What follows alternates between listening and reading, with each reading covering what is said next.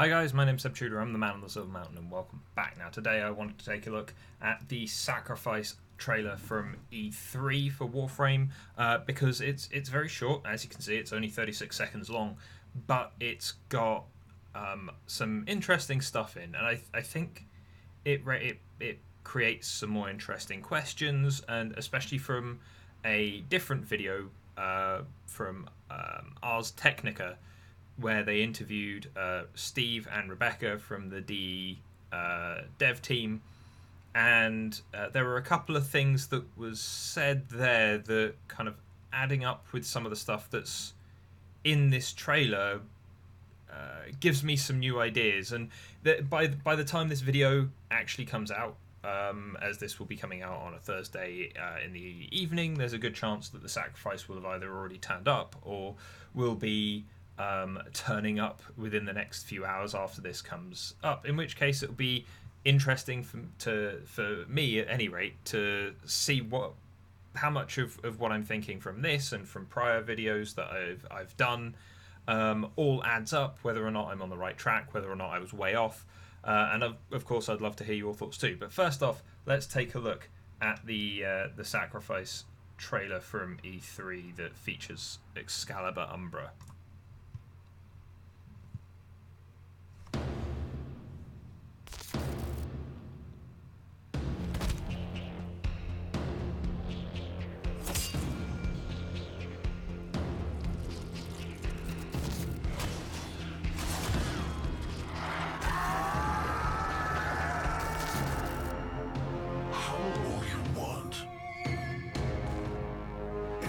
Bring him back.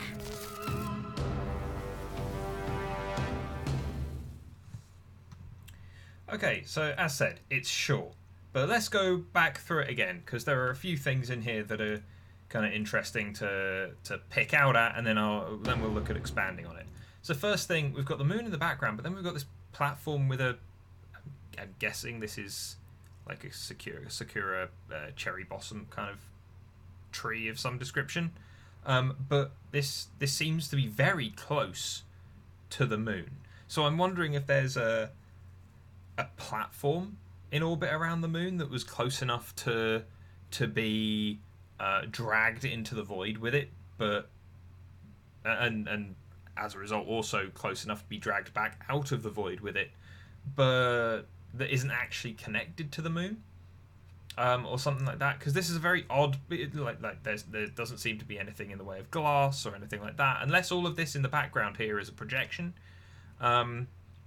This is kind of strange in terms of a scene to look at. It seems to be the scene that Ballas was stood in front of on the teaser site, but then it seems like this may very well be the present day.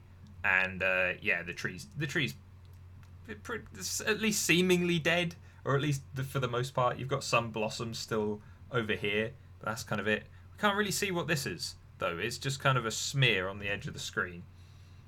Whether or not it's just an effect or something else, who knows.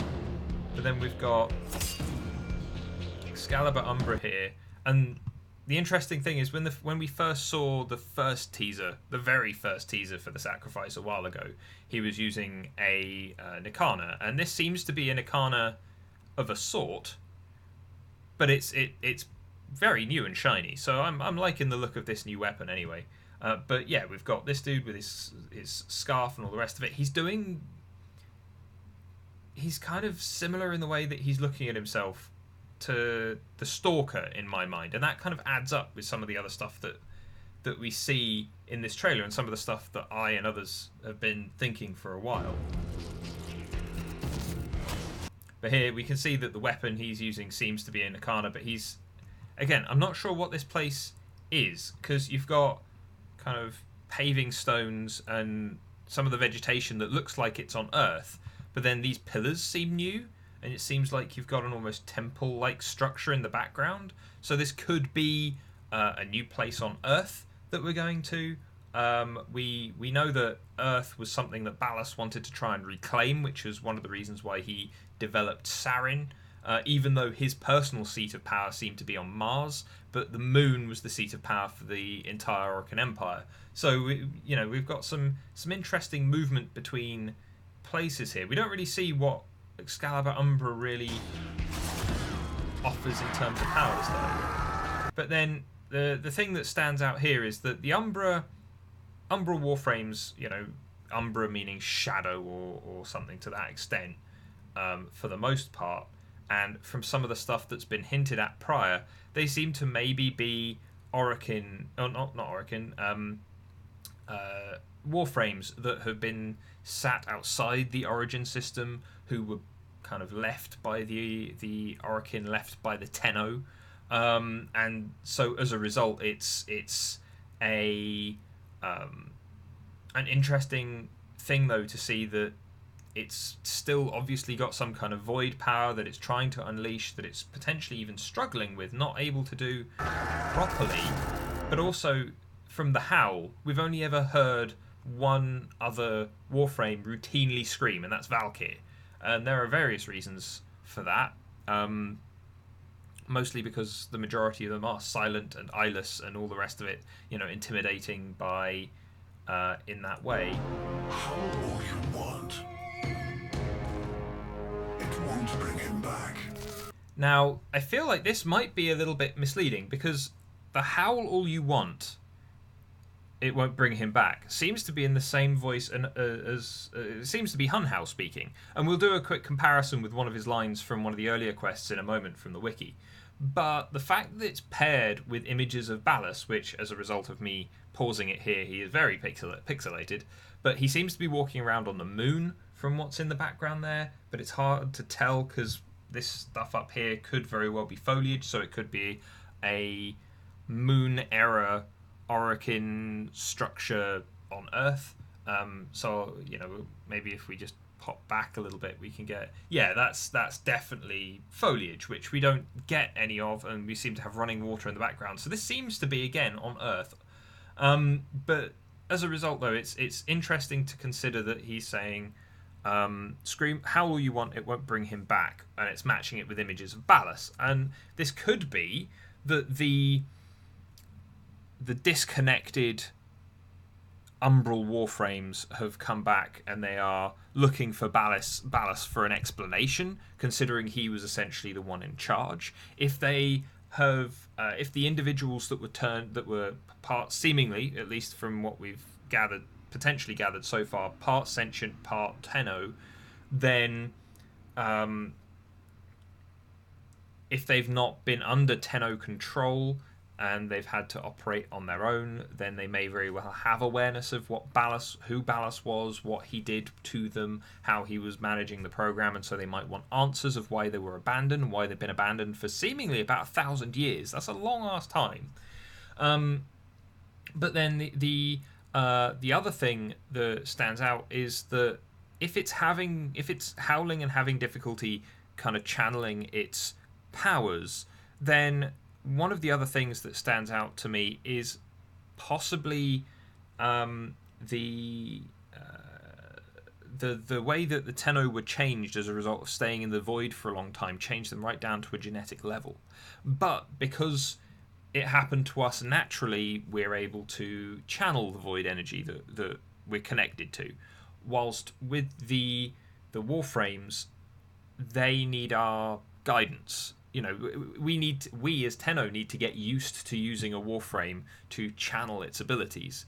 And we obviously don't know exactly what the Stalker was. But he himself even needed his upgrade to really unleash his full variety of interesting abilities, and Hun Hao was again kind of involved in that. Turning Warframes against the Orokin very much seems to be a thing that Hun Hao had as a great idea. But then moving on from that, one of the other things that stands out to me is, what if the Warframe isn't howling for Ballas? What if the Warframe's howling for the Tenno that used to control it? What if it's now missing the... when it was connected to a Tenno, it was at peace. it didn't have to worry. There was no pain. There was no self. There was no death. There was no upset. It was just a kind of extension of someone else, which may have felt very relaxing, protecting. It might have been something very different from what, from just subservience, which may be how we take control of the Umbral Warframes again, considering that, I mean, they're being put in the game for us to play as, right? So, maybe it's craving the Umbral Warframes, the Warframes all along, are craving the acceptance by Tenno again. In which case, how will you want it won't bring him back? It could be suggesting that some of these Umbral Warframes lost their Tenno to some extent. We've seen numerous nursery areas throughout the moon which have all kind of suffered from the amount of time that they've been stuck there. They've all been broken and crushed and degenerated over time. Some of them have just completely collapsed. And so it's interesting to think that maybe it wants a Tenno to control it again. Maybe it's come back to look for Ballas, to give it another Tenno, to reconnect it with what felt right, what felt good. Realise that this wouldn't be the only individual, the only character that we've had that kind of effect on, considering that Ordis as well looks upon us with love, has shattered his mind several times to remain as he is, because he doesn't want to harm us, because he wants to work with us, because he loves us, because he cares for us, because we are his ward, we are his responsibility, and so he wants to be subservient to us and to work on our behalf because of that connection with us. So it's something to consider there as well, but also, like, in regards to Ballas himself, could they want to bring him back, maybe to take him out? In the Ars Technica interview with Rebecca and Steve, one of the things that Rebecca said, which I feel was something of a giveaway, was when the first question asked was about what happened to the Orokin, and she didn't say that it was the Tenno's last indiscretion against the Orokin. She said it was the Warframes. Again, kind of adding some support to me, saying that I think the Tenno were put to sleep and the Warframes were let loose, or possibly controlled, nudged by Warframe by Lotus, kind of interacting with the Warframes. More so than the Tenno actually murdered. So the Tenno, I don't feel, are the betrayers. I feel like the Warframes might have done it all by themselves. But then when it comes that, and again, the reason I say that is word choice from Rebecca. She's usually quite on point when discussing these things, because she's immersed in the world all the time, because she is not only the community, one of their heads of their community team, if not the head, and I think she's a community director now, actually. But if not only is she in that position where she's talking and living and playing Warframe all the time, but on top of that, she's also the voice actress for Lotus, which means that if she's recorded all these lines for this piece of kind of content being added to the game, then she's going to have been talking in these terms time and time and time again, getting those lines done again and again and again until they're right. And so her saying that it was the Warframes' kind of crimes against the Orokin kind of stands out to me as being too specific not to pay attention to. Now, the other thing that stands out is that Steve, in that Ars Technica interview, also mentioned that the Ayatan are kind of Polaroid versions of memories from the Orokin era.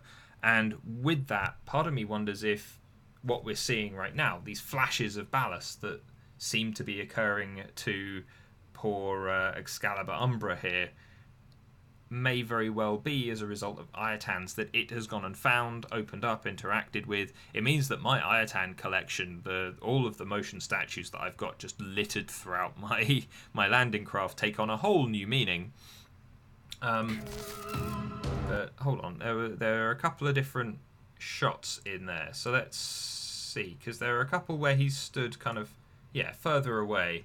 And here it's like this seems to be again a different scene potentially. You've got a different rocky wall in the background, seemingly a tree there, different wall here. So potentially we're going to be chasing Ballas or trying to find out what's going on. And again, he took Lotus, so you know, the whole against her will, not against her will thing. The one thing that stands out to me in regards to that is that Lotus, Margulis was blind. Lotus seems to have taken on the form of Margulis, in which case she may very well be blind. Her helmet is the thing that's seemingly her main source of her abilities and whatever else, hence us using it in our landing craft to generate kind of virtual Lotus. But the thing that stands out to me is Ballas disabled that. She's the one that left a somatic communique for us to get hold of so that we could see what was going on, so that we knew that she was being taken, so that we could go and recover her helmet and her equipment.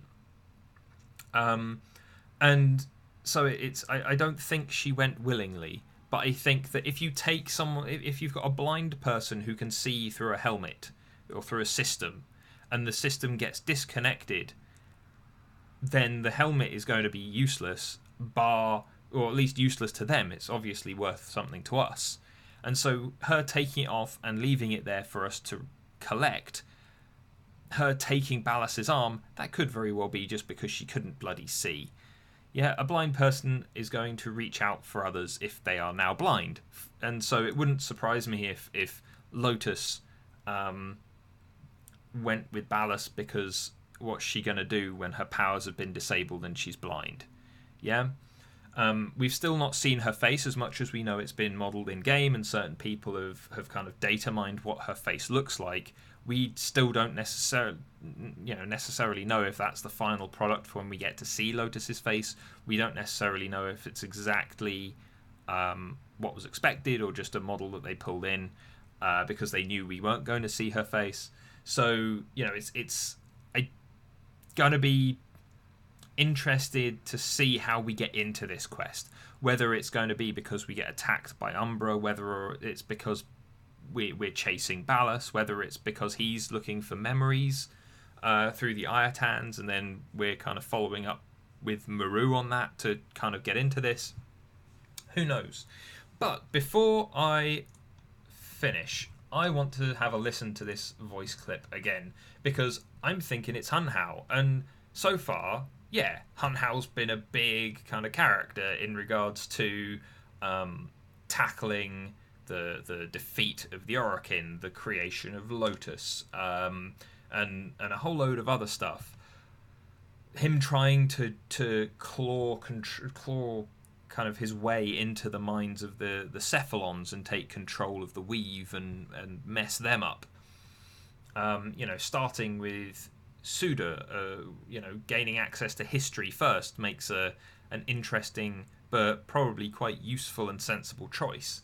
But again, how is it that he has come to interact with Umbra? Why are they back here? Is he communicating with it outside of the origin system? Is this him using other sentience to call, with a projection in the background there of the moon showing that the moon has returned? Is he baiting the Umbral Warframes back to the origin system? You know, it's interesting, but I want to know your thoughts. Is this actually Hun Hao or not? So let's play this first.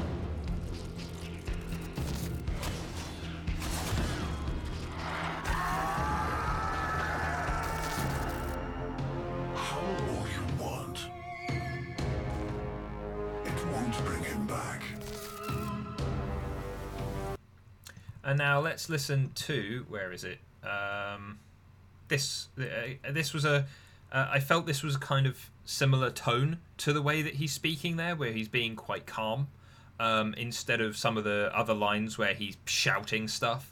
So let's have a listen, and I think it sounds similar, maybe not exactly the same, but again, we don't have a vast, like the voice is very electronic and modulated to a degree, and it's got that kind of electronic crackle to it, which we don't hear so much from other characters, because a lot of the other characters have more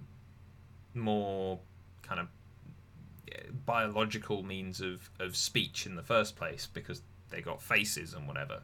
So, tell me what you guys think. I think this sounds similar, if not exactly the same, and so I'm thinking it's Hun Hao speaking to the Umbral Warframes, possibly.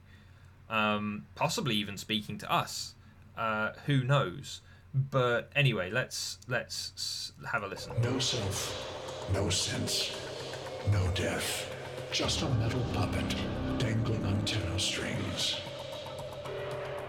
Only the Tenno's death will end your despair.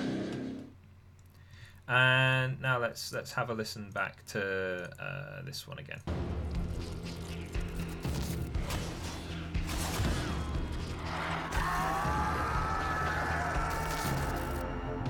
How all you want. It won't bring him back. So yeah, I'm thinking that we've got some Hun Hao involvement here, and it's possibly the two oldest, biggest players from the Orokin conflict that are left in the Origin system.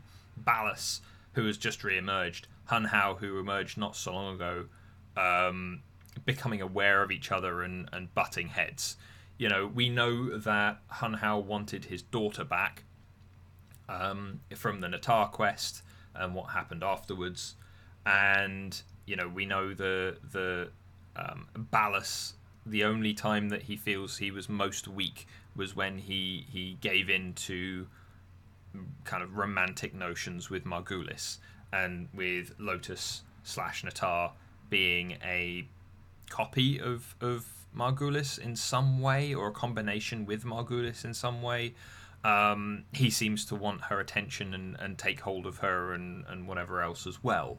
So it's going to be interesting to see how this all pans out. Now, what am I hoping for personally from the Sacrifice quest? I'm hoping for some more insight into the Warframes, obviously, some into the Orokin and the Old War. I am, in terms of just big story events, I'm thinking that I kind of want to cut off that really long, ridiculous arm of Ballas's. I've never trusted Lotus as a person or as a player anyway, just because as much as she wants to be a good mum, she's not, and never has been. And so, I'm not super hung up on whether or not she's going to be a good guy or a bad guy or whatever else. I have a feeling that she's there to look after us and help us still, but I'm not too fussed either way. We're in terms of the other cinematic quests and how we've moved forward so far, we've become far more independent. We're far more kind of stable in who we are, what we are, and how we operate. So I don't think that's really a concern for me overall. But then Ballas designed the Warframes. Ballas oversaw the Sentient project. When they were proto-sentient. He oversaw us and Margulis' research in terms of the Tenno, the operators.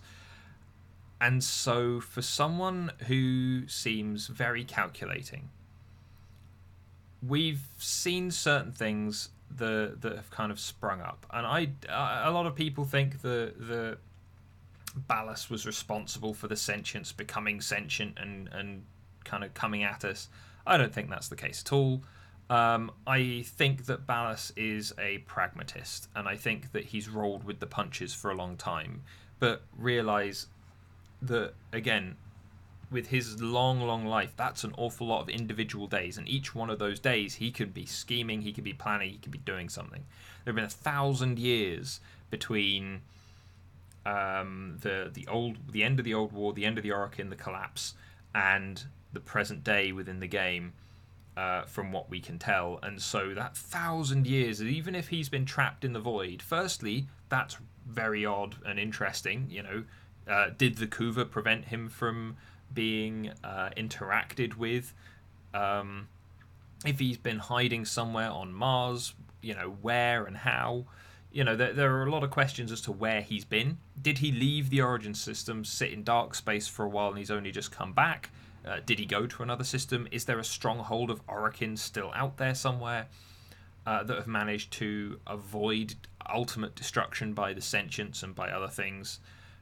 Who knows? But the one thing that stands out to me is that he is an aware individual. He was aware of the weaknesses that the Orokin had, and so I imagine that he's got some potentially hidden fail-safes in place for kind of dealing with us, dealing with the Warframes. Possibly that's how he got away the first time without being murdered when the rest of the Warframes or us or however it turns out. Will it be a case of he got away because he was able to hide himself from us and walk through us without a care in the world? Is it the fact that he's just able to shut us down with the click of his fingers, the same way that he shut off Lotus's kind of abilities and her systems with a wave of his hand? It's going to be interesting to see, because I think Ballas is going to be a long-term villain. At least I hope he is, because he's interesting in that way. I don't want him to be one and done. The Grineer Queens seem to be like that, and I felt that was a real shame. So I don't want him to be one and done. If there's Hunhow in this quest poking around as we go along, that's fine by me. Some character growth for him, considering, again, he's been kind of on the quiet side again for a while, would be great. But I'm hoping that there's at least some kind of showdown with Ballas. If we get Lotus back, then great. If we don't, then there better be good reason why. But if that reason is that Ballas is just smarter and better prepared than we are because he knows how everything works, he knows more about us than we know about us, then I'm fine with that. But anyway, guys, I'm interested to hear your thoughts on this, because obviously this comes out probably the evening that this video is going out. And it's going to be interesting to have a chat around before playing it, even if we can play it in a few hours after this video comes out anyway, which I'll be doing, and I'll be recording it as well. So either way, guys, I'd love to hear your thoughts. Otherwise, thank you very much for watching, and I'll see you in the video tomorrow. Take care. Thank you very much for watching, guys. If you enjoyed this video or found it interesting, then please drop us a like, share this video, and subscribe for more, and I'll see you in the video tomorrow. Take care.